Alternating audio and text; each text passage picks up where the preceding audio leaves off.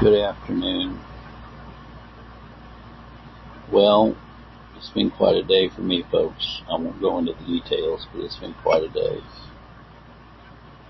We're ready to read in Hebrews, the second chapter. And it says in the 17th verse, Wherefore all things it behoved him to be made like unto his brethren,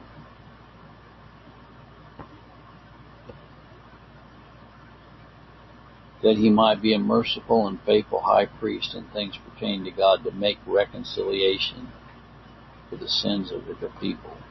That's what he did. He made reconciliation for the sins of the people by dying on a cruel and rugged cross.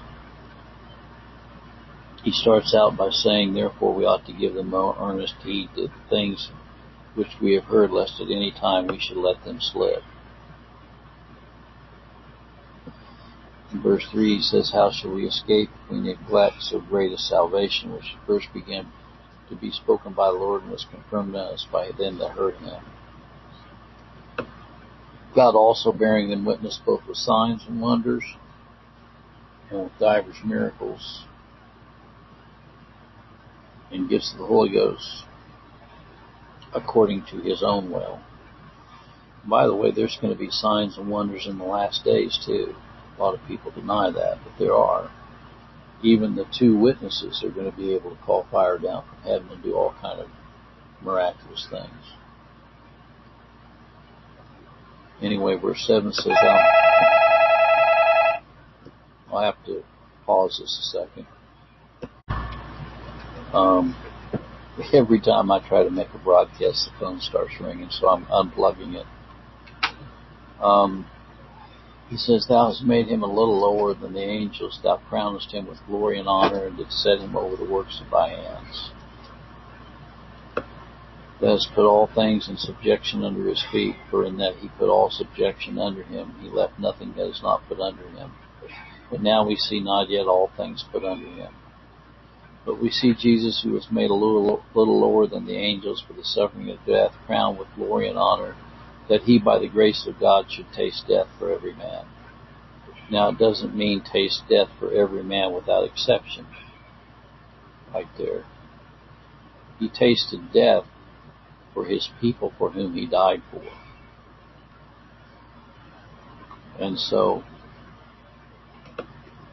if he tasted death for all men without exception, all men would be saved. Because you can't have double jeopardy. You can't have him dying for someone and then sending them to hell for those whom he died for. So I'm going to turn this over to Mark and have him read this entire chapter. I read part of it for you. I hope you all have a better afternoon than I've had. I'll put it that way. And if you get a chance, say a prayer for me, will you?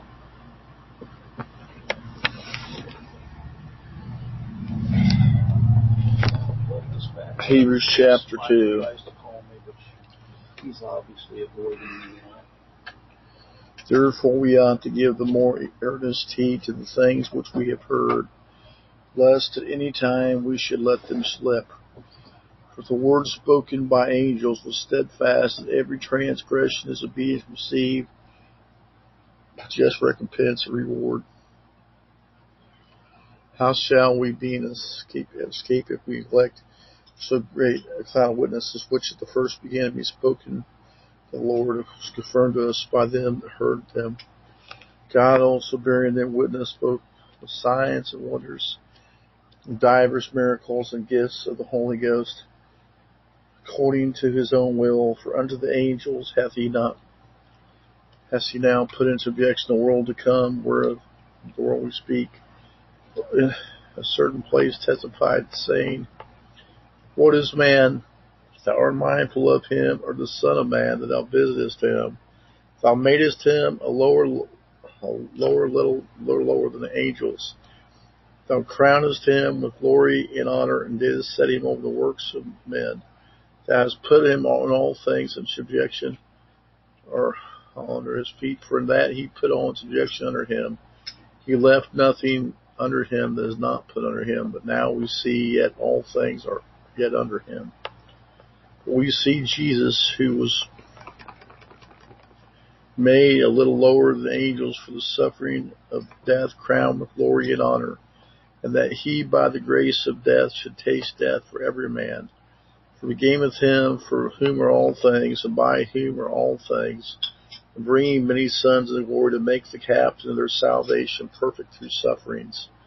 For both he that sacrificed and they who are sanctified are of one, for which cause he is not ashamed to call them brothers, saying, I will declare thy name unto my brethren in the midst of the church.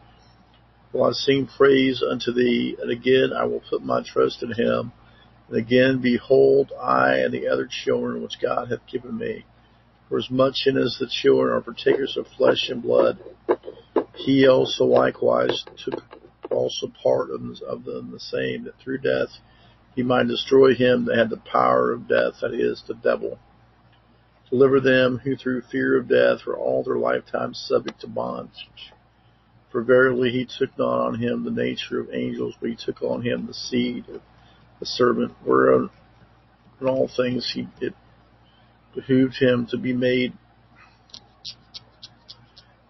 unlike unto his brethren, that he might be a merciful and faithful high priest in all things pertaining to God, to make reconciliation for the sins of your people. For in that he himself has suffered being tempted, he is able to succor them without outside the gate. Thank you, Mark.